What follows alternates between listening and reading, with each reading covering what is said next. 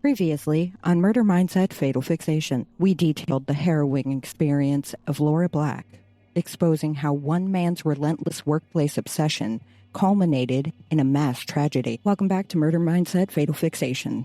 I'm your host, Kelsey Coffey. In the digital age, a toxic relationship leaves a permanent and sometimes fatal footprint. Today, we unpack the highly publicized murder of Travis Alexander. We will look beyond the sensational headlines to analyze the psychological unraveling of his killer, the digital evidence left behind, and the lethal escalation of intimate partner violence. Before we begin, a content warning. This episode discusses manipulation, emotional abuse, obsession, and intimate partner homicide. Listener discretion is strongly advised.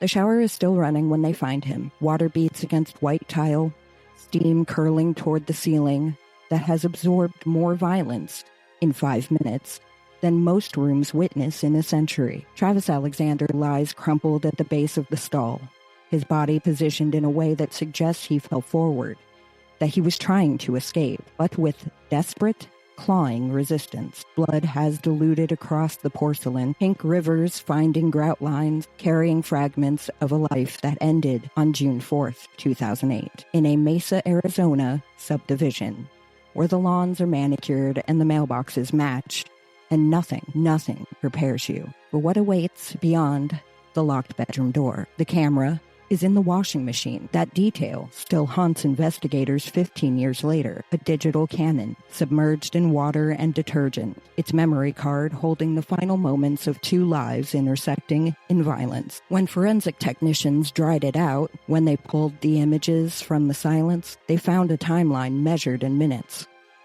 1:40 p.m., Travis and Jody, naked, smiling, performing for a lens they both knew was there. 5:29 p.m., Travis alone in the shower, water cascading over shoulders that would soon bear defensive wounds. 5:32 p.m., a blur of motion, a body on the tile, a hand dragging something heavy across the threshold. The camera captured what no witness could: the before, the during, the after. And in the metadata, in the timestamps, in the cruel precision of digital evidence, the prosecution would find their roadmap to premeditation. The case would become a cultural phenomenon. The first murder trial streamed live in its entirety, a spectacle that drew millions to watch a woman take the stand for 18 days, spinning narratives like silk, first denial, then intruders, then self-defense. It would expose the fault lines where faith meets desire, where obsession masquerades as love,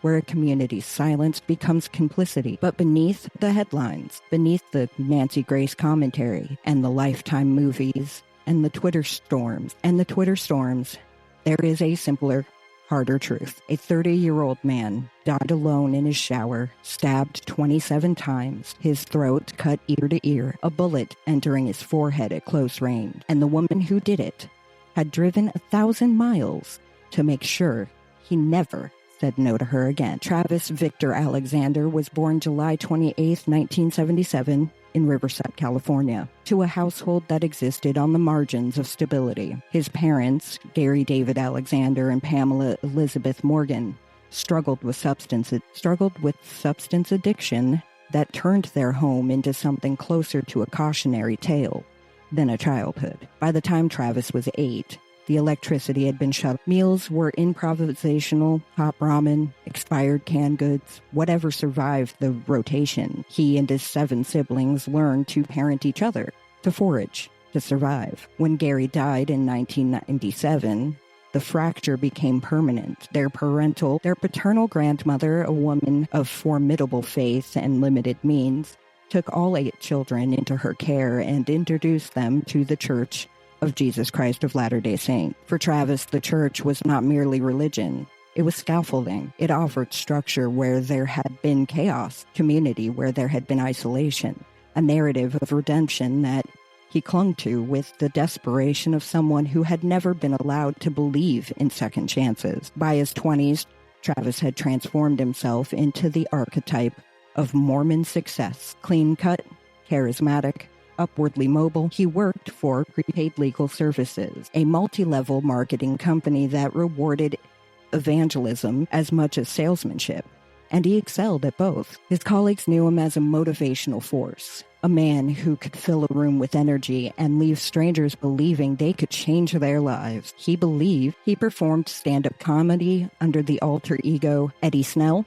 a persona that allowed him to be vulnerable in ways Travis Alexander could not. He maintained a blog called Travis Alexander's Being Better blog, where he wrote about childhood trauma, spiritual growth, the daily work of becoming the man his grandmother had prayed he'd be. To his church ward in Mesa, he was an elder, a leader, someone who lived his faith visibly. To his friends Chris and Sky Hughes, David Hall, Clancy Talbot, he was loyal, funny, occasionally reckless with his heart. They knew he dated. They knew he struggled with the church's teachings on chastity. They did not know how deeply that struggle ran, or how completely it would destroy him. Arias was born July 9th, 1980, in Salinas, California. Raised in Eureka after her family moved when she was 12, she dropped out of high school in 11th grade, drifted through her early 20s waitressing, modeling, aspiring to photography, selling knives door to door. When she met Travis, she was searching for direction,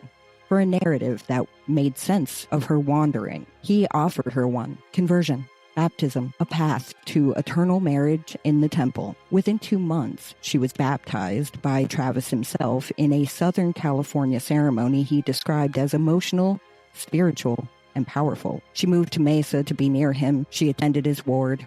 She learned the language of his faith, and almost immediately they began a sexual relationship that violated the core tenet of the religion. They both professed the law of chastity, which forbids any sexual intimacy outside of heterosexual marriage. For Travis, this created a spiritual crisis he documented in private journals and confessed to friends. For Jody, it became leverage, a secret she held over him, a binding agent in a relationship that was never fully sanctioned by his community and never fully released by her. The Hughes family watched it unfold from their California home, where Travis and Jody often stayed during visits. Sky Hughes noticed the possession early, Jody following Travis to the bathroom, eavesdropping on conversations, climbing into his lap in the hot tub full of friends while he pushed her away, whispering, "Jody, get off of me. What are you doing?" Chris Hughes caught her going through Travis's phone, his email, his social media account. She knew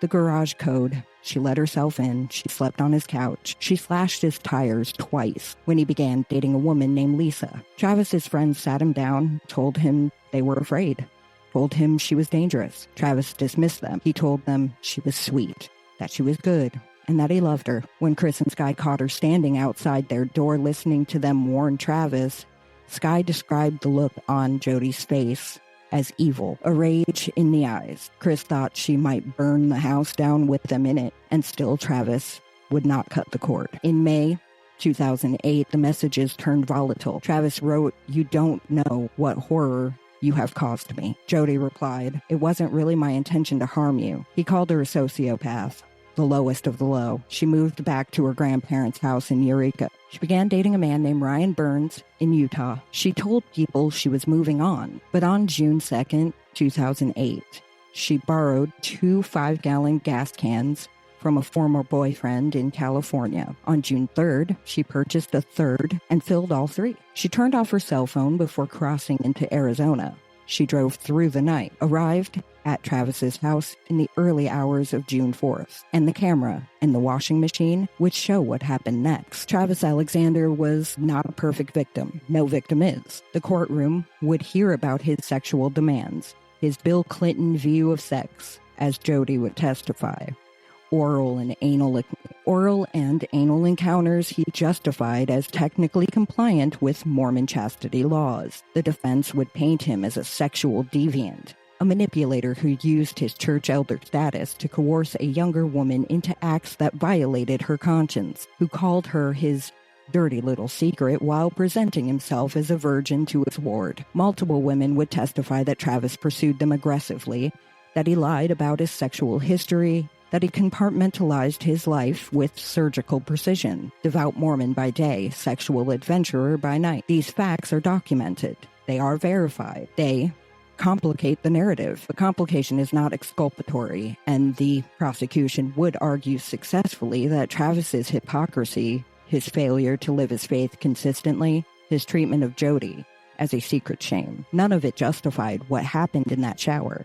A man's moral failings do not license his murder. The defense claimed Travis body-shamed Jody, choked her, kicked her, broke her finger. Jody testified to multiple incidents of violence, but the defense's domestic violence expert admitted under cross-examination that Jody never told her about most of these incidents during their extensive interviews. The crooked finger Jody displayed in court, she claimed Travis broke it, kicking her, was never documented in jail intake photos taken days after the murder. Travis's other girlfriends, Lisa Andrews, Dana Reed, Marie, Mimi Hall, testified they never saw him exhibit anger or violence. His friends described him as gentle, funny, non-confrontational. The medical examiner found no evidence of prior trauma on Jody's body. The prosecution psychologist administered standardized tests and concluded that Jody did not meet the criteria for PTSD, diagnosing her instead with borderline personality disorder, characterized by frantic efforts to avoid abandonment, unstable relationships, identity disturbance, impulsivity, suicidal behavior, affective instability, chronic emptiness, and inappropriate, intense anger. The defense's psychologist diagnosed PTSD and claimed Jody's memory gaps are consistent with acute stress. The rebuttal psychologist argued she could have both. The jury rejected the abuse narrative entirely. The Mormon framework is essential to understanding the trap. In the LDS Church, sexual purity before temple marriage is not a guideline. It is a covenant. It is a covenant. Violations trigger disciplinary counsels, potential excommunication, the loss of eternal sealing prospects. For a man like Travis, whose identity was braided with his faith, whose grandmother had saved him through the church, whose blog chronicled his spiritual ascent, the stakes were existential. Jody understood this. She converted for him. She was baptized by him, participated in the sexual relationship that endangered his standing. And when he tried to end it, when he pursued Mimi Hall for a temple marriage, when he planned a Cancun retreat with her, when he told friends he was getting his life back, Jody did not walk away. She drove 1,000 miles, bought gas cans to avoid leaving a fuel trail, turned off her phone. She entered his house while he slept. She photographed them together one last time, and then she killed him in a manner that ensured overkill. The prosecution called it that. He would never choose anyone else. This is the systemic failure that haunts the case. Travis's friends recognized the danger. They told Travis she was dangerous. They caught her eavesdropping. They knew about the tires. They knew she had entered his house uninvited. They knew she hacked his accounts. But Travis never reported it. His bishop never knew. The church never intervened. Police never had a report to act on. In the Mormon culture of Mesa, where reputation is currency and sexual sin is scandal, Travis chose silence over exposure. He protected his standing in the ward at the cost of his own safety, and the community that might have protected him, had they known, was kept in darkness by the very code that claimed to value accountability. The tragedy is that everyone who saw it was sworn to silence by a culture that treats sexual transgression as a greater threat than stalking, that treats a woman's obsession as a man's moral failure, that treats the victim's shame as the perpetrator's weapon. The victim impact statements at sentencing revealed the breadth of his reach. His siblings, Stephen, Gary, Tammy, and others, spoke of a brother who protected them, who made them laugh, who carried the weight of their shared childhood and turned it into purpose. His grandmother, the saint who raised him, died before the trial concluded,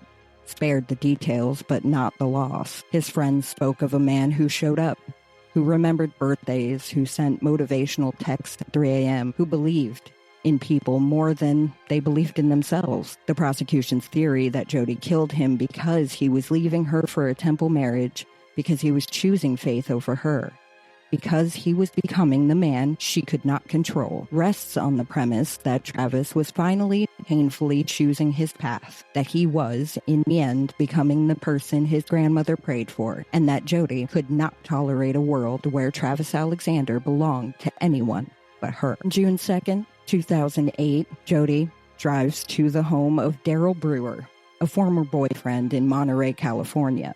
She borrows 2 5-gallon gas cans, red plastic, standard issue. She tells him she's going on a road trip.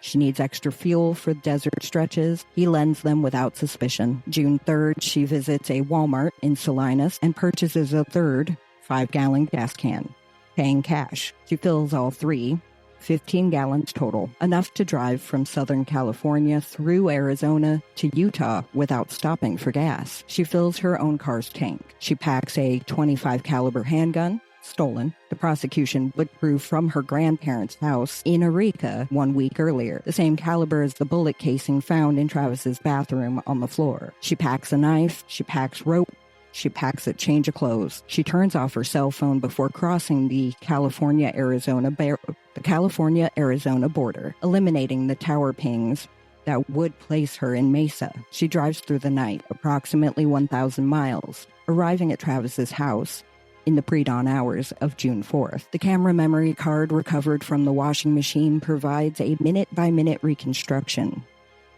1:40 p.m., explicit photographs of Travis and Jody, both nude, engaged in sexual activity. The lighting suggests afternoon sun through bedroom windows. They are smiling in some, performing in others. This is not the behavior of a woman fleeing an abuser.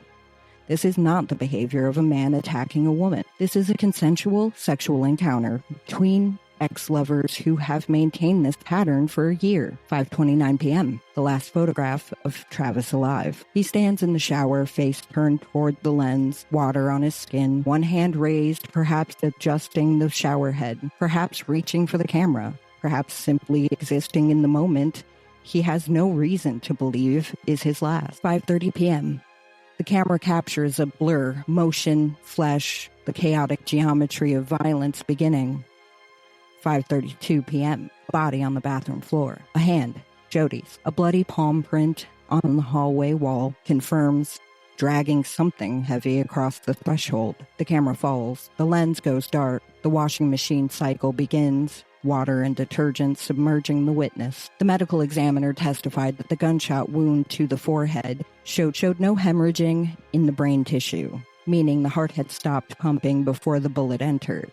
The stab wounds, the slash to the throat, the defensive wounds on Travis's hands and arms, those occurred while he was alive. The gunshot was post-mortem, a coup de grace, an executioner's final punctuation. The cluster of shallow stab wounds on Travis's upper back suggested he was facing away, trying to flee, when the knife found him. The deep wounds to his chest and neck suggested he turned, fought, tried to disarm her. The slit throat, severing the jugular, the carotid, the trachea, ensured that he could not survive, could not scream, could not identify her. The bullet to the forehead ensured death even if the stabbing somehow failed. This was not a struggle that escalated, executed with brutal thoroughness. The overkill, the 27 stab wounds, when 3 or 4 could have been fatal, spoke to rage, obsession, to destroy the object of that obsession completely. Jody spends the next several hours in Travis's house. She deletes photographs from the camera, though not all, as forensic recovery would prove. She runs the washing machine with the camera inside. She cleans what she can. She takes the rope, the knife, the gun, the gas cans. She drives to Utah, arriving at Ryan Burns' house in West Jordan on June 5th, a full day later than expected. Ryan notices her hair has changed. Blonde to dark brown. He notices cuts on her hands. She tells him she cut herself on broken glass at a Margaritaville restaurant. Police would later confirm no such restaurant exists in the area that she described. She spends June 5th and 6th with Ryan attending business meetings, acting, according to Ryan, entirely normal. She calls Travis's phone repeatedly. She leaves voicemails. She accesses his voicemail remotely. She creates an alibi trail. Look, I'm calling him. Looking for him. I don't know where he is. On June 7th, she returns the rental car in California. The clerk notes missing floor mats, red stains on the seats. The car is cleaned before police can examine it. The floor mats are never found. The gas cans are never found. The knife is never found. The gun is never found. But the receipts remain. The gas cans remain in the record. The borrowed cans, the purchased can, the 15 gallons that allowed her to ghost through Arizona without a single fuel stop captured on camera or credit card. The discovery, Mimi Hall, the woman Travis was supposed to join in Cancun, grows concerned when he misses a conference call on June 5th. She calls, she texts, she leaves a voicemail.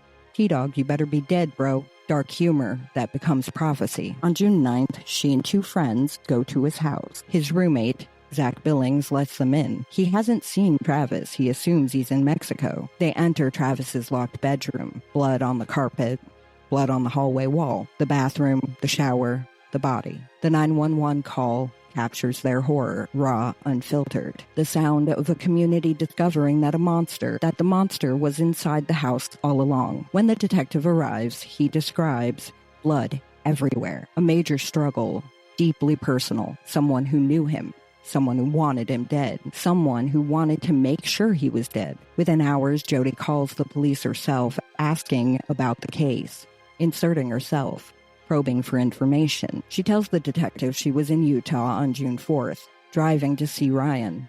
She denies being in Arizona. She agrees to be fingerprinted at the memorial service. She thinks she is ahead of the investigation. She does not know about the camera. She does not know about the palm print. She does not know that the digital witness in the washing machine has already testified against her. The Mesa Police Department investigation was methodical, thorough, and critically confronted with a suspect who refused to stay in one narrative. The detective, the lead investigator, arrived at the crime scene on June 9th and immediately recognized the personal nature of the violence, the overkill, the multiple weapon types, the intimate setting, all pointed to someone who knew Travis, someone with access, someone with motive. Travis's friends interviewed within hours named Jodi Arias immediately. They described the stalking, the tire slashing, the hacking, the unauthorized entries, the possessiveness. They told the detective she was dangerous. They told him Travis was afraid, but Travis never filed a police report. There was no paper trail, no restraining order, no official record of escalation. This absence would become a defense talking point. No reports, no abuse, no proof. The investigators understood victims of stalking often don't report, especially when the stalker holds secrets that could destroy them. Travis's secret was sexual. Jodi's leverage was spiritual. The investigation had to bridge that gap without the victim's testimony. The camera recovery is one of the most remarkable forensic moments in modern true crime. A Canon Power Shop, purchased by Travis weeks earlier, found submerged in his washing machine mid-cycle. The memory card, an SD card, solid state, no moving parts, survived the water and detergent. Technicians at the Mesa PD forensic lab placed it in uncooked rice for 48 hours, drawing out moisture. When they inserted it into a reader, the directory structure was damaged, but the JPEG headers were intact. They recovered 194 images. The timestamps were sequential, unambiguous, and damning. The photographs placed Jodi at the scene at 1:40 p.m. on June 4th. They placed Travis in the shower at 5:29 p.m. They captured the attack at 5:30 p.m. They captured the aftermath at 5:32. The metadata created at the moment of capture embedded in the file structure. Jodi could not explain them away. She could not claim they were fabricated. The camera was her witness, and it had survived her attempt to drown it. The palm print was discovered during the crime scene processing on June 9th. Luminol revealed it on the hallway wall outside the bathroom, positioned at a height consistent with someone dragging a body. DNA analysis confirmed it contained genetic material from both Travis and Jodi. This was not trace transfer. This was not secondary contact. This was a primary deposit. Jodi's hand coated in Travis's blood, pressed against the wall for leverage as she dragged him. The defense would later suggest the palm print was old, from a previous visit. But the blood was fresh. The DNA was fresh. The location exactly where a body would be dragged from shower to bedroom matched the photographs on the camera. The print was the physical corroboration of the digital evidence. Together they formed an evidentiary chain that no jury could reasonably break. The gun was never recovered, but the circumstantial chain was formidable. Jody's grandparents reported a burglary on May 28th, 2008, 7 days before the murder. The only stolen item was a .25 caliber handgun, kept in a locked closet. No forced entry, no other valuables taken. Jody had been staying with them. She had access. The bullet casing recovered from Travis's bathroom floor was a .25 caliber. The bullet removed from Travis's forehead was a .25 caliber. The prosecution argued, and the jury accepted, that Jody stole the gun, brought it to Arizona, and used it to deliver the final shot. The defense argued the gun was Travis's, that he had kept it for protection, that Jody grabbed it during the struggle. But Travis's friends testified he didn't own a gun. His roommate testified they never saw one. No gun was found in his house. And the burglary in Eureka staged, prosecution contended to provide a cover story for the missing weapon was too convenient, too targeted, too perfectly timed. The prosecution's premeditation case was built on logistics. 3 5-gallon gas cans, 2 borrowed from Daryl Brewer on June 2nd, 1 purchased at Walmart on June 3rd with cash. 15 gallons total. The distance from Eureka to Mesa was approximately 750 miles. The distance from Mesa to West Jordan, Utah was approximately 650 miles. The rental car, a 2008 Toyota Corolla, had a 13-gallon tank and averaged 30 miles per gallon. With the main tank plus 15 gallons, Jody had approximately 28 gallons, enough for 840 miles without stopping. She could drive from California through Arizona to Utah without a single fuel purchase in Arizona. No credit card trail. No surveillance cameras at gas stations. No witnesses. She turned off her cell phone before entering Arizona. No tower pings. She turned it back on after leaving Arizona. The gap in her digital footprint matched the geography of the crime. The receipts for the gas cans were found in her possession during the search of her grandparents' house. She kept them. The prosecution argued to prove she bought gas in California, not Arizona. Her mother told police, "Jody told me she wasn't anywhere near Mesa, and she had the receipts to prove it." The receipts were not exculpatory. They were part of the plan. The detective interrogated Jody on July 15th, 2008 in Eureka after her arrest. The footage is extraordinary. 19 hours across 2 days. A masterclass in investigative patience. Version 1. Jody denies being in Arizona on June 4th. She says the last time she saw Travis was in March. She says she was driving to Utah, got lost, her phone died. The detective confronts her with the camera photos. She holds, she denies, she smiles, she flips her hair. She asks if she can sing "Oh Holy Night" for the recording. Version 2, the next morning. After a night in jail, she admits she was at Travis's house. She says 2 masked intruders, a man and a woman, broke in. Killed Travis, attacked her, threatened her family if she talked. She describes the man as heavyset, the woman as blonde. She says she escaped through the doggy door. The detective asks why the intruders would leave a witness. She has no answer. Version 3, 2 years later. After the intruder story collapses under forensic scrutiny, she claims self-defense. She claims Travis attacked her when she dropped his camera. She says she fought for her life. She says she doesn't remember the stabbing. Dissociative amnesia from PTSD. Each version is more elaborate, more self-serving, more tailored to the evidence. The interrogation footage would be played at trial. The jury would watch a woman lie with calm conviction, then pivot seamlessly when cornered, then pivot again. They would see the absence of trauma, the presence of calculation. July 9th, 2008, Jody's 29th birthday. A Maricopa County grand jury indicts her for first-degree murder. She is arrested July 15th in Eureka, extradited to Arizona. September 5th, arraigned. September 11th, she pleads not guilty. The case is assigned to Judge Sherry K. Stevens. The Maricopa County Attorney's Office, led by Juan Martinez, announces it will seek the death penalty. The defense begins building a case around domestic violence and the secret sexual dynamics of a Mormon relationship. The trial date is set, continued, reset. Motions fly. Discovery battles rage. The prosecution initially claims no text messages exist between Travis and Jody. A court order forces production of hundreds. The defense seeks to disqualify the entire DA's office. The judge denies it. The years pass. Jody sits in jail. She gives jailhouse interviews. She sells artwork on eBay through her brother. She becomes a figure of fascination. Beautiful, articulate, and monstrous. The media descends.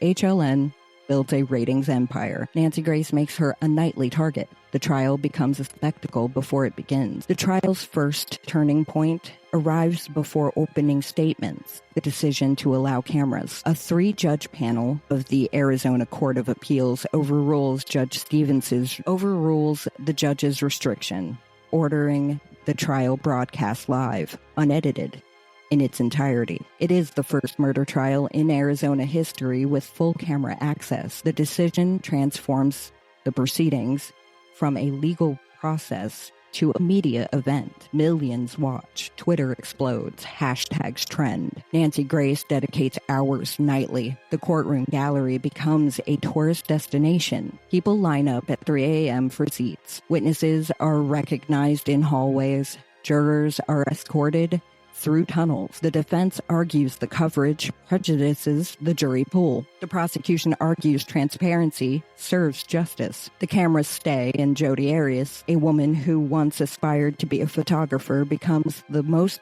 photographed defendant in American history. Martinez's opening is surgical. This is not a whodunit, he tells the jury. The whodunit sits in court today. He outlines the gas cans, the turned-off phone, the stolen gun, the camera in the washer, the bloody palm print. He calls it a slaughter. He shows the crime scene photos, Travis's body in the shower, the blood on the tile, the slash across his throat. He tells the jury she rewarded his love by sticking a knife in his chest. She slit his throat as a reward for being a good man. The defense's opening is emotional. He describes a devout Mormon girl seduced by a church elder, baptized by him, then coerced into anal and oral sex because that's not really sex. He describes Travis's Bill Clinton view of sex. He says Jodi killed Travis only after he lunged at her in anger when she dropped the camera. He says she is the victim of domestic violence. He asks the jury to put aside any personal dislike they may have of Jodi. The battle lines are drawn. Cold calculation versus hot self-defense. Premeditation versus survival. February 2013. The prosecution introduces a recording of a phone sex call from May 10th, 2008. 3 weeks before the murder. Travis describes wanting to tie Jodi to a tree and sodomize her. Jodi responds, "That is so debasing. I like it." They discuss role play, dominance, submission, acts that violate every tenet of their professed faith. The courtroom is silent. The jurors' faces, some horrified, some bored, some taking notes, become a Rorschach test for the case. The defense argues the recording proves Travis's sexual deviance, his corruption of Jodi. The prosecution argues it proves Jodi's willing participation, her enthusiasm, her agency. The recording destroys the narrative of a naive Mormon girl corrupted by a predator. It reveals two adults fluent in a shared sexual vocabulary, exploring boundaries they both chose. But it also reveals Travis's hypocrisy, an elder teaching chastity by day, scripting degradation by night. The jury must weigh, does this mitigate murder? Does this explain obsession? Or does this simply show a relationship that was toxic, mutual, and entirely voluntary until one party decided to end it? Jodi testifies for 18 days. She describes her childhood, alleged abuse by her parents, a chaotic home, a mother who hit her, a father who screamed. She describes meeting Travis, converting, the baptism, the first sexual encounter hours later. Painful, she says. Anal sex he insisted on. She describes the relationship's progression, the phone sex, the explicit photos, the role play, the Bill Clinton view of sex. She describes incidents of violence, Travis body slamming her, choking her, kicking her, breaking her finger. She describes finding him masturbating to a photo of a young boy, a claim unsupported by any forensic evidence. any witness, any prior disclosure. She describes the day of the murder, arriving at 3 a.m., sleeping, sex, photos in the shower, dropping the camera, Travis's rage, his attack, her fog, the knife, the gun, the blank. She claims she doesn't remember stabbing him. She doesn't remember slitting his throat. She claims she remembers the gunshot, shooting him as he came at her. She holds up her left hand in court, shows the crooked ring finger. He broke this, kicking me. The jail intake photos from June 2008 show no such deformity. The jury sees the photos. They see her hand. They weigh. Martinez's cross-examination is a masterwork of forensic patience. He moves chronologically through her testimony, comparing each claim to the record, the emails, the texts, the journal entries, the voicemails, the photographs, the receipts, the rental agreement, the gas cans, the borrowed items, the stolen gun, the camera photos, the palm print, the bullet casing, the defensive wounds, the medical examiner's report. He confronts her with the intruder story she told police. He reads her the transcript. He asks, "Were you lying then, or are you lying now?" He confronts her with the journal entries where she writes about Travis's kindness, his generosity, his love, entries dated after the alleged abuse. He confronts her with the text messages where she threatens suicide if he leaves her. He confronts her with the email where she writes, "My anger is very destructive. I've kicked holes in walls, kicked down doors, smashed windows, broken things. This anger hurts people, and it hurts me." He asks, "Were you feeling this anger on June 4th? She says no. He shows the crime scene photos again, asks her to explain each wound.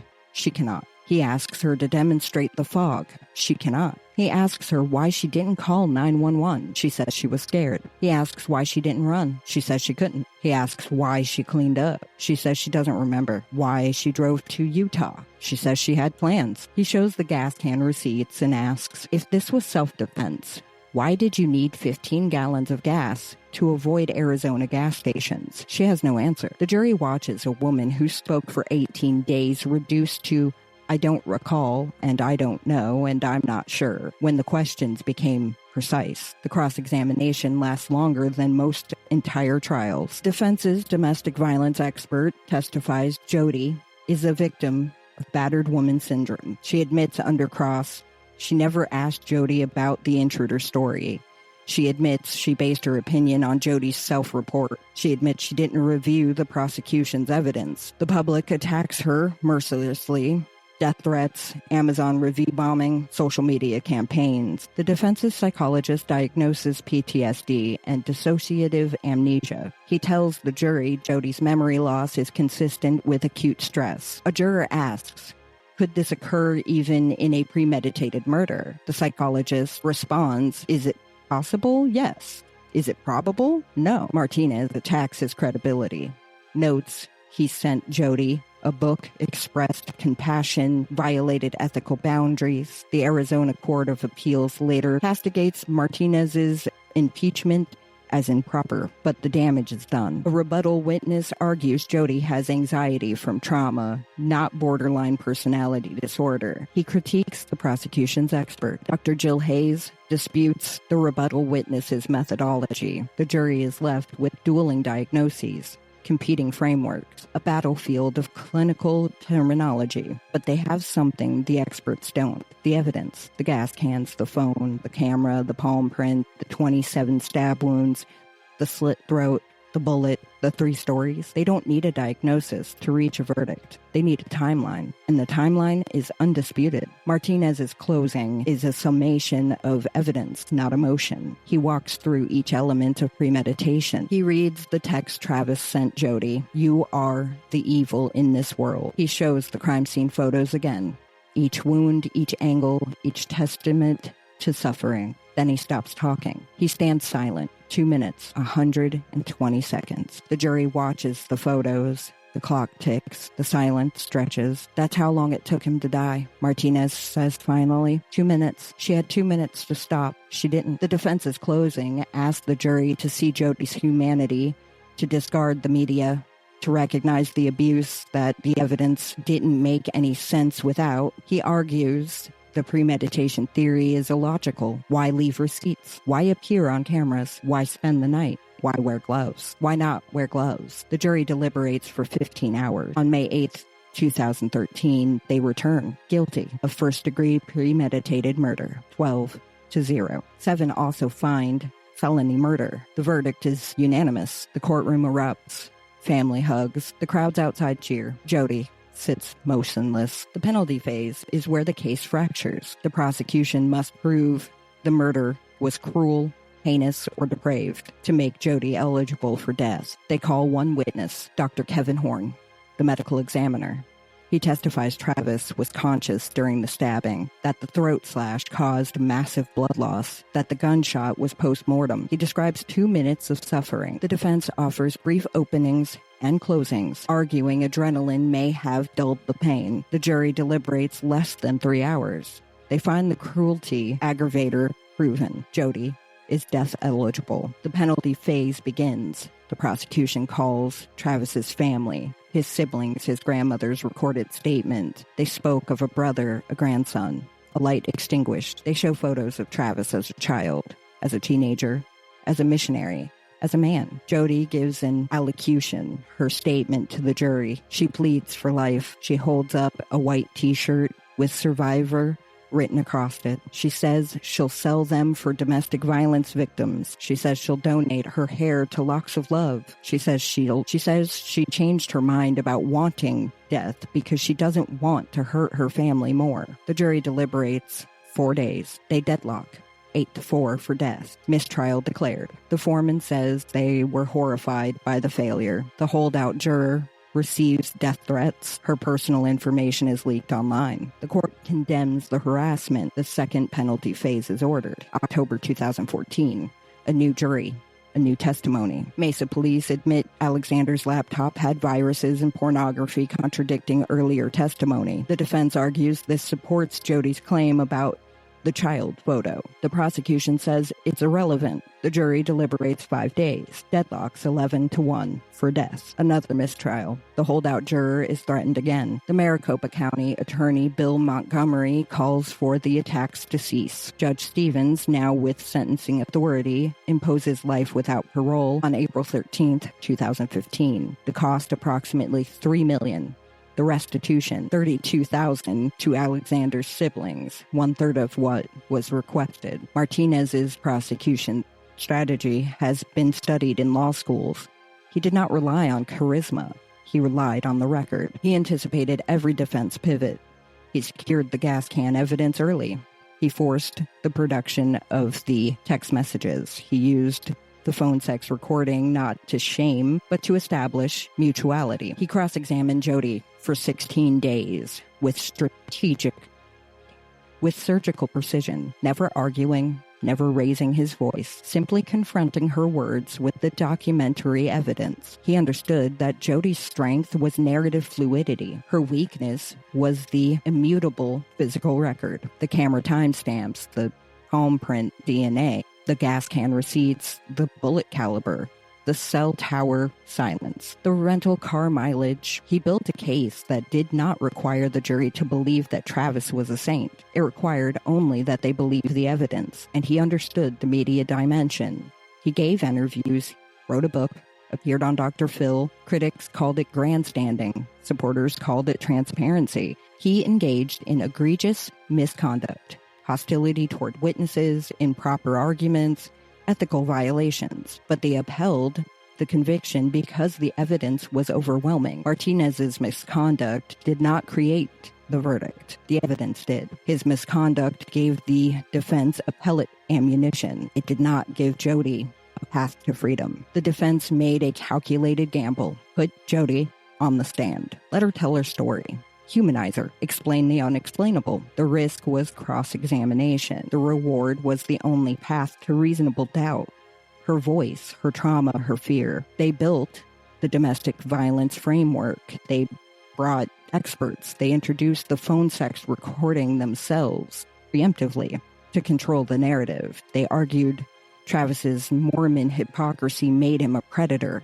They argued Jody's conversion, her baptism, her submission were evidence of coercion. They argued the intruder's story was a trauma response. They argued the self-defense story was the truth. The fog hid. They fought for a jury instruction on lesser included offenses.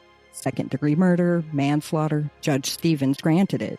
The jury could convict on premeditated first degree, felony first degree, second degree, or manslaughter. They chose premeditated first degree unanimously.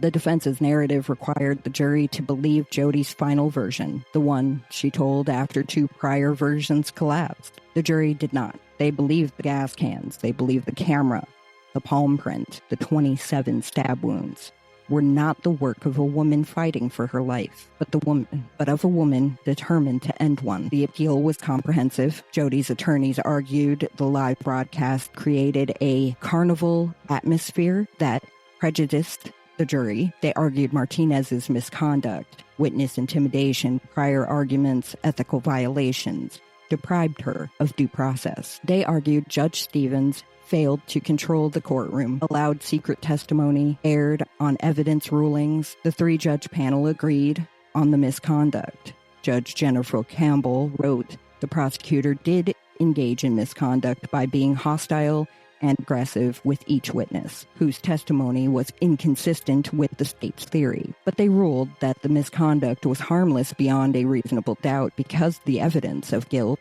was overwhelming. The Arizona Supreme Court declined review in November 2020. As of 2026, Jodi remains in Perryville Prison, Arizona Department of Corrections. She has been downgraded from maximum to medium security. She maintains a blog. She claims new evidence, claims constitutional violations. She has a Twitter account operated by friends. She continues to seek review. The legal system has spoken. Multiple courts, multiple judges, multiple reviews. The conviction stands. The sentence stands. The case is closed legally. Culturally, it remains open. A wound that will not heal. The Travis Alexander case is a rare instance where the criminal justice system, despite media saturation, despite prosecutorial excess, despite defense desperation, despite years of delay and millions of dollars, produced a result that aligns with the facts. Jodi Arias murdered Travis Alexander. She planned it, she executed it, she covered it up. Then she lied about it, repeatedly, under oath, for years. A jury saw through it. A judge sentenced her. An appeals court affirmed it. The system's flaws are real. The media circus, the prosecutorial misconduct, the $3 million cost, the years of trauma for the Alexander family. The jurors threatened, the experts attacked. The spectacle that obscured the substance, but the substance survived. The evidence, digital, physical, documentary, and testimonial, formed a chain that no narrative could break. Camera and the washing machine. These are not arguments. They are artifacts, and artifacts do not lie. The cultural footprint of the Jodi Arias case is immense and unsettling. It was the first murder trial fully live-streamed, the template for the true crime streaming era that followed, making a murderer, the staircase, the keepers, countless others. It proved that a trial could be content, that a defendant could be a character, that justice could be entertainment. Chillen's ratings soared. 2.5 million viewers for Jodi's allocution alone. Nancy Grace built hours of programming. Lifetime made 2 movies, 48 Hours devoted multiple episodes, podcasts, documentaries, books, academic articles, law reviews. The case became a Rorschach test for gender, faith, media, justice. Was Jodi a victim of patriarchal religion? A manipulative killer? A mentally ill woman railroaded by a sensationalist prosecutor? A cold-blooded stalker who played the system? The answer depended on which channel you watched, which blog you read, which narrative you preferred. The case spawned a cottage industry of analysis, psychological, legal, sociological, theological. It entered the curriculum of forensic psychology programs. It was cited in debates about cameras in courtrooms, prosecutorial ethics, juror privacy, victim rights, domestic violence evidence, borderline personality disorder in criminal courts. It changed how Arizona handles high-profile cases. It changed how the media covers them. It changed how the public consumes them. The human aftermath is quieter than the cultural one. Travis's siblings have lived with the loss for 16 years. They attended every day of the 5-month trial. They heard their brother's sex life dissected. They saw his body in the shower on giant screens. They listened to Jodi describe him as a pedophile, a deviant, an abuser. They watched her hold up a survivor shirt.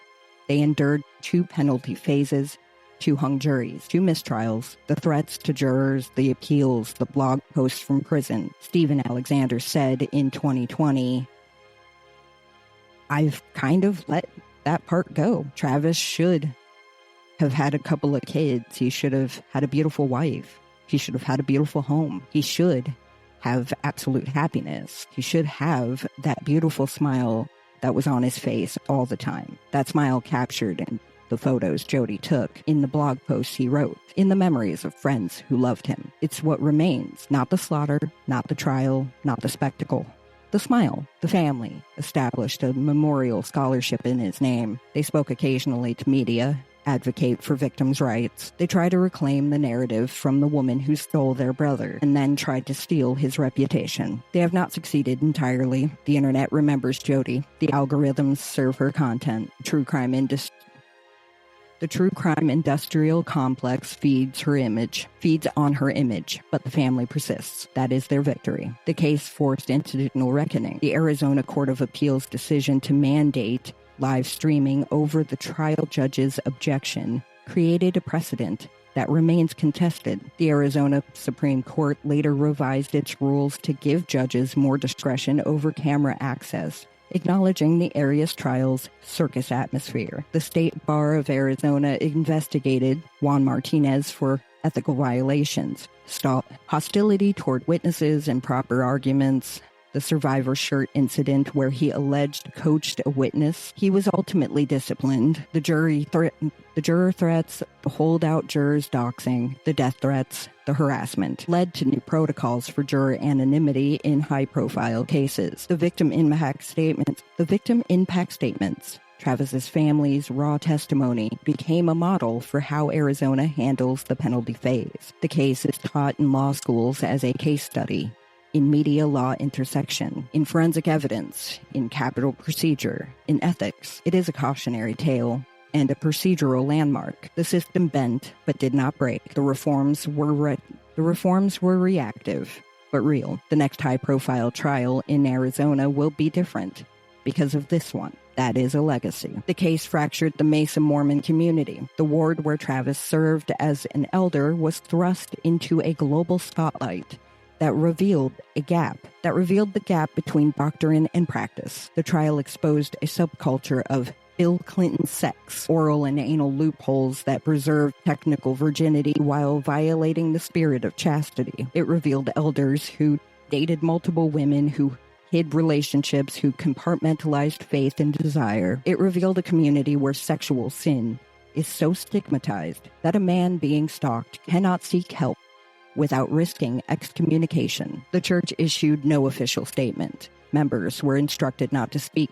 to media, but the conversations happened in homes, in relief society meetings, in priesthood quorums, in the quiet spaces where faith meets reality. Some left the church, some doubled down, some began asking why the law of chastity created a culture where a stalker's leverage was a bishop's authority. The case became a referendum on purity culture, its promises, its failures, its casualties. Travis Alexander was a casualty. Jodi Arias was a casualty. The community that raised them both was a casualty. The reckoning is ongoing. There's one thing that stands out in cases like this. Obsession doesn't start out looking dangerous. It can feel like love, like dedication. But when fixation takes over, when control matters more than respect, that's when it turns deadly. For Travis Alexander, love looked like passion. When it curdled into possession, the woman he trusted captured their life through her camera lens. But what she was really documenting was her own escalating jealousy. When he tried to leave, she made sure he never would. Her smile hid a rage that would not be denied. Investigators can piece together what went wrong, but for the victims and their families, the loss is permanent. It's a reminder to recognize the warning signs. and to respect boundaries for what they are, protection. Until next time, I'm Kelsey Coffee reminding you to lock your doors, bolt your windows, and never underestimate the dangers hiding in plain sight. Next week on Murder Mindset Fatal Fixation, we turn to the tragic case of Shayna Grice. We look at what happens when the authorities meant to protect you dismiss your cries for help, ultimately punishing the victim while the stalker roams free.